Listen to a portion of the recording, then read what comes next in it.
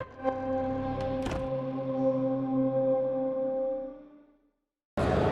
I'm Wojciech Lekki from Exor Studios, and we're here at Gamescom showing the Riftbreaker. So what is the Riftbreaker? Does she break rifts? Yeah, the Riftbreaker, basically you play as Ashley Novak.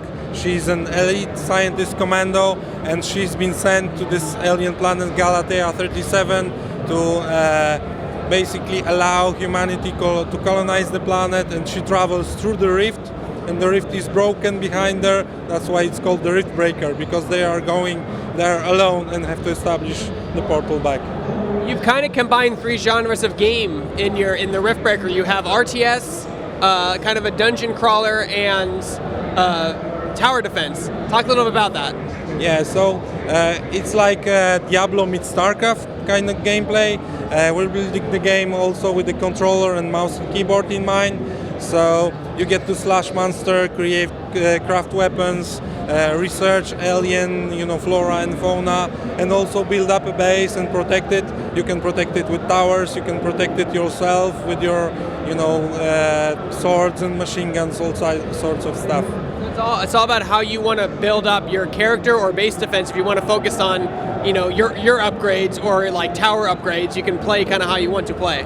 Yeah, you decide how you want to play, how much, if you want to stay in your base and, build up your base to the huge proportion, it's up to you. And if you're feeling like exploring, you can explore the whole planet and focus more on your equipment, weapons. Really up to you. Now, one of the questions I had was that, this is not a tower defense game. If you make a maze, the enemies will not go through the maze. They will just attack whatever they come in contact with, right? Yes, it's more like a StarCraft. The enemies, when they attack your base, they will attack anything in proximity, so they will not go through a maze, like in StarCraft, basically. So, what did your team learn from Zombie Driver and your previous game that you applied and improved upon in the Riftbreaker?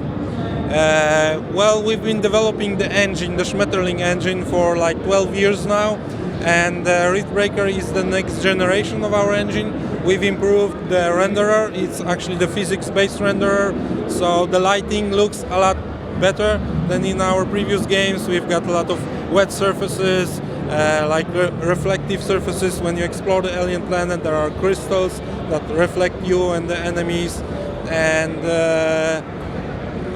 we've got a night and day cycle. You've got dynamic lights projecting everything. Some plants are shining in the dark, like in the Avatar, the movie, things like that. Yeah, and it's interesting too with your night and day cycle that actually affects your gathering as well. Yeah, it affects how you play. So, for example, if you build solar panels, they won't work during the night.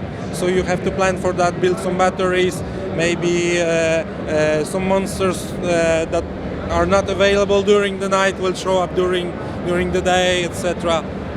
So it really affects how you play and how you explore. So your weapon systems kind of are very unique. Talk about that, because if you have like a rocket launcher, you don't just get infinite ammo. You have to be making rockets at your base that automatically fill when they're finished on your mech. Talk a little about that. So you get to craft different weapons, and each weapons require different ammunition. So, for example, with melee weapons, you don't need any ammunition. But if you build a rocket launcher, equip it to your hands, you need to make sure that you've got factories that produce ammunition for you. And in order to produce ammunition, you need to build some mines and energy producing infrastructure to power the factories. So there is a huge build-up base building component to it. We were playing on a laptop, and I was really impressed with the amount of models you had on screen at once. How were you able to achieve that? Well, the engine is optimized because we know the insides of the engine that we are building, and it's especially optimized for the gameplay that we want to achieve. And we are aiming to have like thousands of monsters on the screen, and to optimize it for the hardware that players are using. So it's not a Unreal Engine where optimizations are especially for the first-person shooters or things like that. We can really cut down the features that we don't need, and thanks to that, the game can perform really well, even on slow machines. Does that help when you're porting to platforms that are much less powerful, like the Nintendo Switch? Yeah, it helps. I'm not sure if we will be releasing the game on Nintendo Switch, but we have plans for Xbox and PlayStation as well as PC. So when does the game come out? Yeah, the game will come out probably in a year. We're in the middle of development. Actually, we've been working on the game for a year and a half, almost 2 years basically, and the second half of 2020 is our planned release window.